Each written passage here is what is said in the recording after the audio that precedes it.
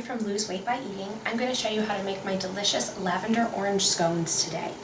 Now I had a friend back in the day who used to say, if you eat off of a lavender plate, there's no calories. Well, that's not true, although it is very funny. These are only going to be 155 calories, so you can feel good about them, put them on that lavender plate and have a little bit of extra fun with it. Let's get started. I went ahead and I set my oven to 375 degrees, and I lined just a regular baking sheet with parchment paper. Inside here, inside my mixer bowl, I have 3 cups of just regular white flour, but you want to go organic. And in here I have 3/4 of a cup of almond milk. If you have an allergy to almonds, just use whatever kind of milk that you like. So let's get started. All right, so to my 3 cups of flour, I'm going to add a teaspoon of salt. I'm going to add a teaspoon of baking soda. And a teaspoon of baking powder.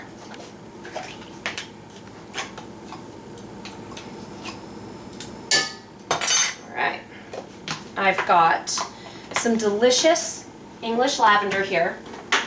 And I get mine from Central Coast Lavender, which is local here to us, but I'll go ahead and put the website also down below in the description area so you guys can check them out. They have amazing products. As you can see here, they've got lemon pepper salt. This is fine French culinary lavender. This is the stuff you would want to do with savory foods. Some herbs de Provence, which is just fabulous, and their lavender sea salt, which is a really just fun addition. Today though, we're going to use the fine culinary English lavender, and this is more for sweets and for baking. So we will go ahead and add, you want 2.5 tablespoons of lavender. You know, if you go a little bit extra, it's just gonna make them even better. All right. You can hear my little one in the background. I think maybe she might want some scones. All right, now I'm gonna add 1/2 cup of sugar. Now I want to talk about sugar really quickly because I can't tell you how often somebody will email me and say, hey, can't I just use Splenda instead? And really, truly, this is all natural food. Your body does not know how to process Splenda. It's chemicals. Real sugar, your body knows how to process that.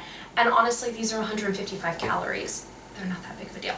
So 1/2 cup of sugar, and then get all that in there. I'm going to grate in some lemon zest. I'm sorry, some orange zest. This is my microplane. I've talked about it before. It's extremely sharp. And then the same thing as when you're doing the lemon, you just want just the outer. You don't want the white part as your, see, that's about where you want to stop. Otherwise it starts to get a little bit more sour, and you just want that sweet orange from the outside. And it makes it so pretty too when you bite into one of these. You see little specks of orange. It's just so lovely. All right. Now you're gonna save this orange because later on we're gonna do a really delicious glaze. Oh, it's so, so wonderful. It's gonna be just powdered sugar, a little bit of vanilla extract, and some juice of your orange. Oh, well, I'm done anyways. Okay, now it's time to add the butter. 4 tablespoons of unsalted butter. What you want to do is you want to add it into your mixture here, and you want to use your hands. Don't be squeamish, just get on in there. And you want to make them about as small as a pea. I have a bad hand, so I go ahead and I chop it up as small as I can possibly get it to start with, so it's not so much work for me. So just show you guys how I usually do that. It's nice and soft, but you don't have to have soft for this. You can go with it right out of the fridge, and to be honest, sometimes it actually works better that way. This is just easier for me to work with. And I love that so many recipes, you have to put the butter out for like 4 hours, and like if you want these, you just make them. All right, so I'm gonna use my hands, And I'm just gonna get my hands in there and I'm gonna work the butter with some of the flour so that it just becomes these tiny, tiny little pieces. This is gonna give them a lot of moistness and creaminess and so yummy. And it also helps keep them flaky because you don't want, a scone is not gonna be like a muffin. It's gonna be a little bit more heavy, which makes it a great addition to like dip into your tea in the afternoon, or for breakfast it's gonna be a lot heartier than a muffin, or at least it is for me. All right, these feel pretty small. You don't have to be exact, but just try to get them as small as you can. All right, I'm gonna do a quick wash up. Even my soap is lavender. I love lavender. Okay, let's get on with the wet part of it.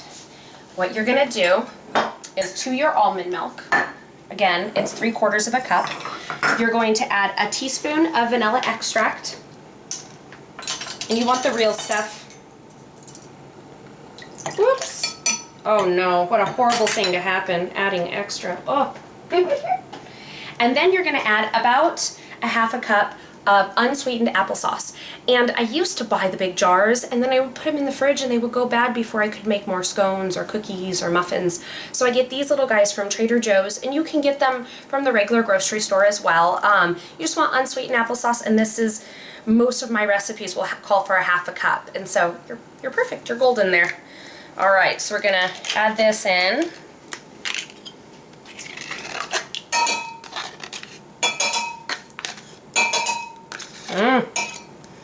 And then you're just gonna whisk. Just kind of want to incorporate everything, just like that. All right, we're gonna go on over to the mixer right now because I'm gonna go ahead and let my heavy appliance do all the working for me. Okay. Make sure you lock it. Now, if you don't have a big standing mixer, just use a spoon or your hands, and you're gonna see I'm gonna have to dip my hands into this in a little bit anyways, so whatever works out best for you. You're gonna add 1/2 of this. Turn it on, stand back. All